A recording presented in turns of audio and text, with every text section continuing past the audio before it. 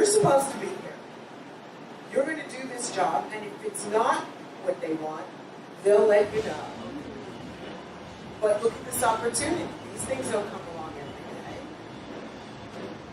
Go. Go for it.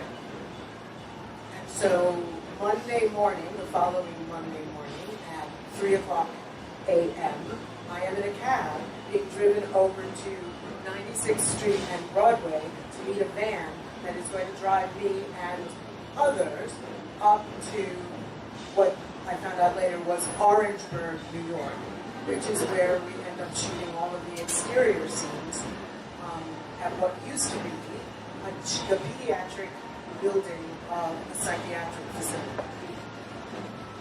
Okay, I'm there.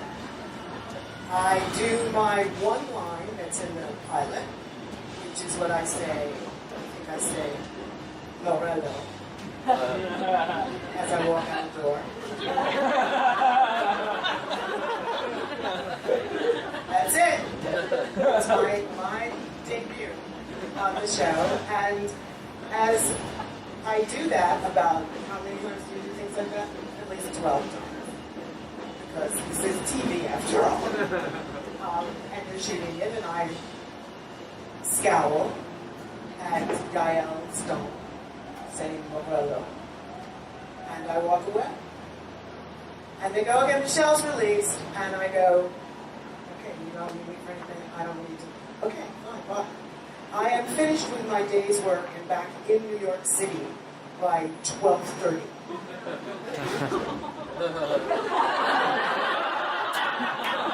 I'm like, okay. I get on the subway, I go home. My agent calls me and says, sorry to go? I said, okay. I had one scene, one line, one word. And you want to pay me for that? Are you yeah. He goes, yeah, I got you this much. I really wanted to get you this much. Is that okay? And I was like, God. That's like walking up to somebody's door, just knocking on a total stranger's door and going, can I give you $20,000? I'm not saying that's what I was making. I'm just saying. Just for instance. That being said, it was, what? That was September 17th we started shooting. Went on until the following March. Show came out in July of 2013. And all of a sudden my life was completely different. My life was about people recognizing me in the street, where I had been a wonderful anonymous New Yorker up until now. My life was about going to events and galas and premieres, and I'm not saying it was fancy all the time, but it was definitely different than the lifestyle I had been living.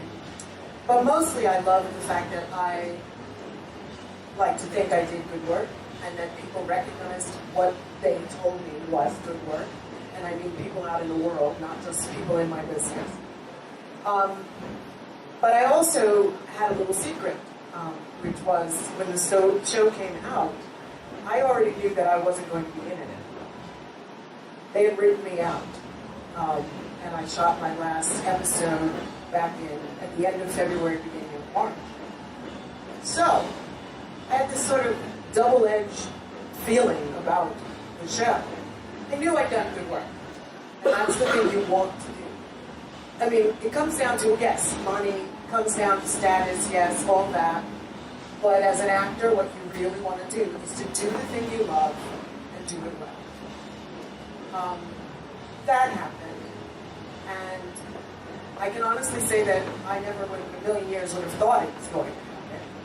I have a friend who's a novelist, a wonderful writer named Paul Auster.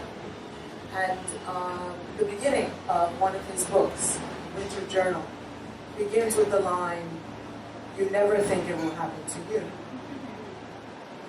It might happen to other people, but it won't happen to you.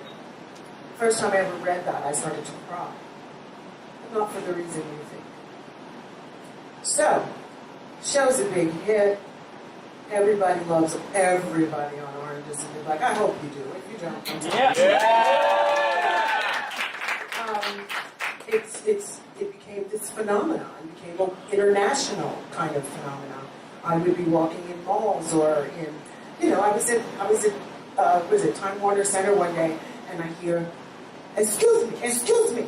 And I'm like, hello? And the person said, you are Claudette, see? And I said, well, I played her on television. They're like, no. I said, well, first of all, you have to tell me where you're from.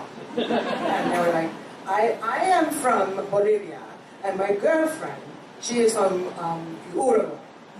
And I'm like, you guys get the show down there? They're like, yes, we love the show. We love the show. And I think knowing that most of America had seen it was wonderful and interesting.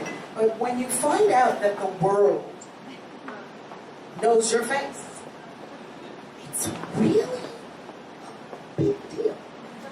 And you're like, whoa, great. So anyway, I was on to whatever my next job, I hoped, would be. And my family was very happy and very proud of me and for me.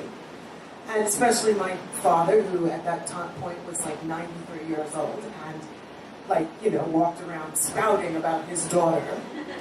And he goes, I don't tell my friends down here because they're not going to understand the show, but that's okay. You've done all those other things, you were on this and you were on that. And I always tell them when you're going to be on something, so don't worry about it. Well, my father had reached the age of 94, and sort of much to my dismay, in December of 2013, he passed away. And in my great efforts to do what you're supposed to do when a parent passes away, I made my airplane arrangements, and I flew down to North Carolina, which is where he lived, where the services for him were going to be. And my younger sister, who lives in North Carolina, met me at Raleigh-Durham Airport and picked me up and got me in the car. And everything I'm going to tell you after that, I don't remember. But the word is that we were in a car. We waited at a light somewhere out in those dark, dusty roads of North Carolina. And a young man was so busy talking to a friend of his that he did not stop, and he ran into him and hit on the passenger side, which is where I was sitting, and T-boned us. What it meant for me was, when I woke up, I would eventually be in the hospital for 2 months. I was in a coma for 16 days. This arm, my right arm, my fingers, wrist, elbow, shoulder, are never going to be quite normal again. And I had to learn to walk again. And I had to go through physical therapy. You never think it will happen to you. It will happen to someone else.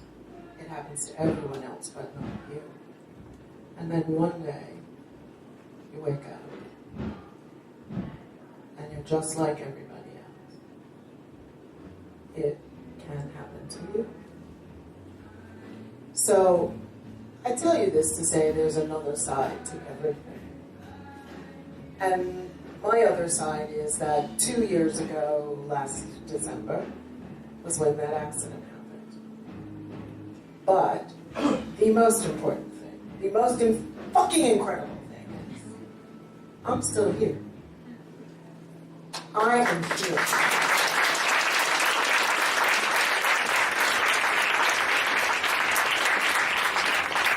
So, being, I'm the girl who my therapist kept saying, all right, so if we want to get you back on your feet and everything, so can you slide on this little wooden board from the hospital bed over to your wheelchair? And I tried it once and it seemed stupid, and I was like, can't I just stand up, switch my butt around and sit in the wheelchair? She goes, well, you haven't been on your feet in weeks, and I don't know if you have enough strength and you need to.